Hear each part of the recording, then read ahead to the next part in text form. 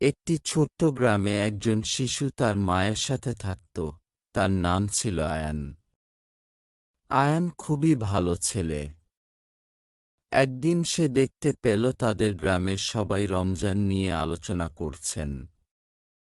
কিন্তু সে জানত না রমজান কি এবং কেন মানুষ রোজা রাখে।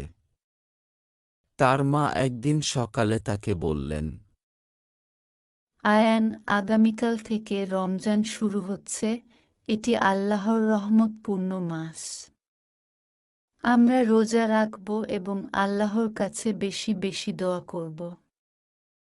আয়ান খুব কৌতূহলী হয়ে বলল, মা, রমজান কি? কেন আমরা খেতে বা পানি খেতে পারবো না?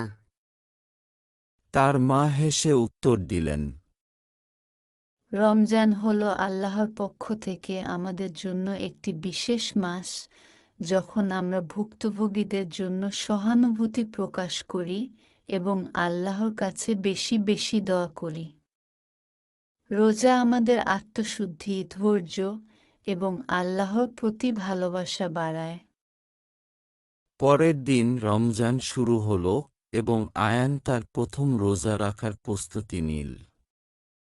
সকালে সূর্য উঠানোর আগে মা তাকে সেহরি খাওয়ার জন্য ডেকে উঠালেন। আয়ান সেহরি খেয়ে দিন শুরু করল। কিন্তু সময় যত যাচ্ছিল সে দেখল তার পেট একটু খালি মনে হচ্ছে।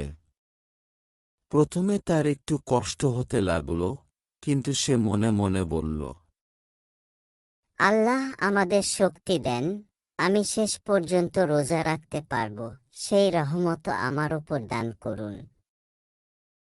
দুপুরের দিকে তার বন্ধু ফয়সাল এসে বলল, আয়ান, আমি শুনলাম তুমি রোজা রাখছো।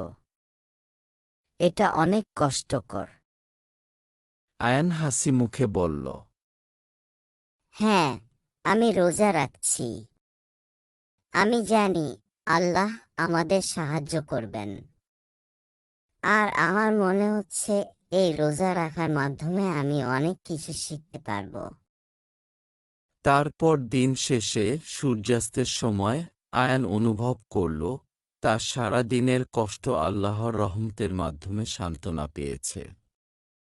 যখন মা তাকে ইফতার করতে দিলেন, তখন সে বুঝতে পারল রোজা শুধু খাবার থেকে বিরত থাকা নয়, বরং আল্লাহর কাছে দোয়া করা, অন্যদের সাহায্য করা এবং নিজের মনে শান্তি খুঁজে পাওয়া। এদিন আয়ান আল্লাহর রহমত অনুভব করল এবং জানল যে রমজান শুধুই এক মাস নয়, এটি আমাদের জীবনের প্রতি মাসে আল্লাহর কাছ থেকে আরও ভালো কাজ করার প্রেরণা দেয়।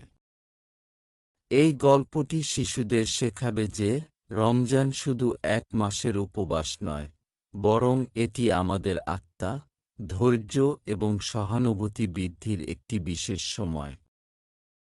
গল্পটি ভালো লাগলে লাইক, কমেন্ট ও শেয়ার করবেন।